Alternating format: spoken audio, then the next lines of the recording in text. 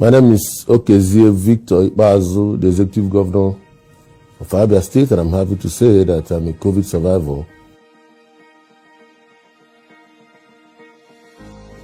About 5 weeks ago or so, I started experiencing fever in the evenings and another round of anti-malaria just in case I was still having, but it persisted, and then I became a little bit, I started becoming breathless with mild cough. Unfortunately, we ran a COVID test at that time also, and it came negative. But my illness was getting worse, so when we arrived at Abuja for further medical attention, we repeated the COVID test and they turned positive. So initially there was this shock, but I was happy that at least I knew what was behind all the symptoms that had remained intractable as it were before then. And I thank God that we took it off from there, and the rest is history now. But naturally, when this kind of thing happens, and starting from the prime figure, everybody was thrown into some sort of confusion, because it entailed that every person down the line had to undergo COVID tests, and down to my steward, my cook, my drivers, and everybody. So there was this state of confusion and awe, but at least because we had identified that this thing was there with us, we knew what we were pursuing, and it made it a little bit easier for us. It was not such a bad experience. In the first place, God blessed us with a great team from NCDC, very, very experienced and caring team. And when they drew up my treatment plan, I knew they had a proper understanding of what the matter was, and all that was required of me was to remain positive in my mind that I was going to get my healing, and become very, very faithful with the treatment regimen. It was a big relief. It was a big relief, a thing of joy for all those who went into prayers, encouraged me through telephone calls, prayers, words, and those who cared for me. Everybody was thrown into some wide jubilation, and I thank God it's been resolved. I knew from the outset that COVID was very serious and evasive, but it wasn't a death sentence. I think the critical thing in COVID, just like in other clinical conditions, is early diagnosis, to be able to get attention as quickly as possible. But if it is allowed to protract and remain in your system for a long while, it can really be dangerous and devastating.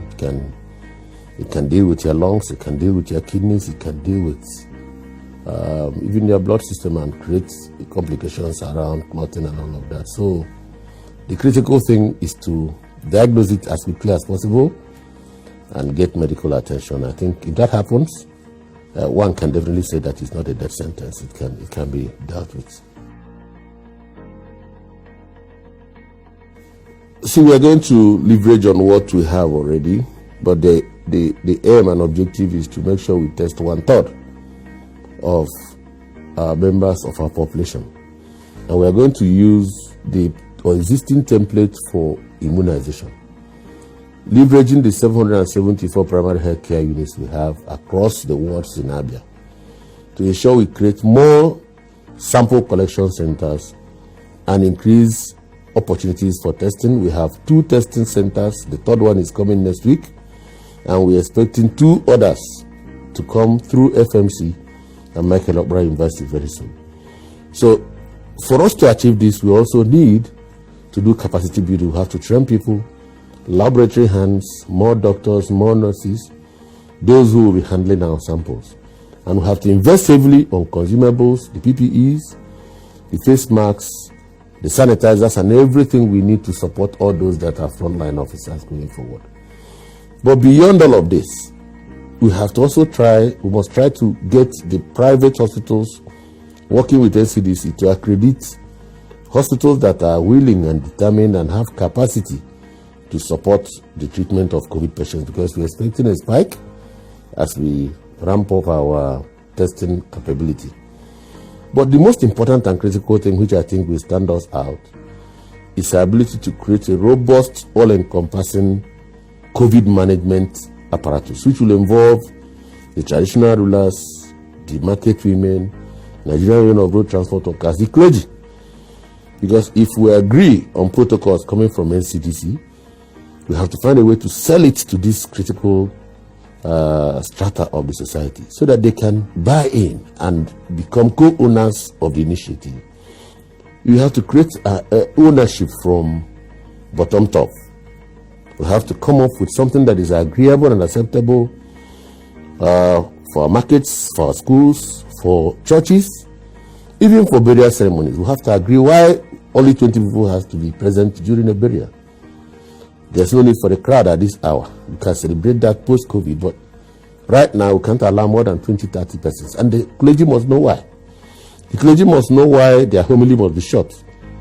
Not more than 10 minutes. Why do we have to do this? Yes, because you don't have to keep 20, 30 people in the same arena for a long time.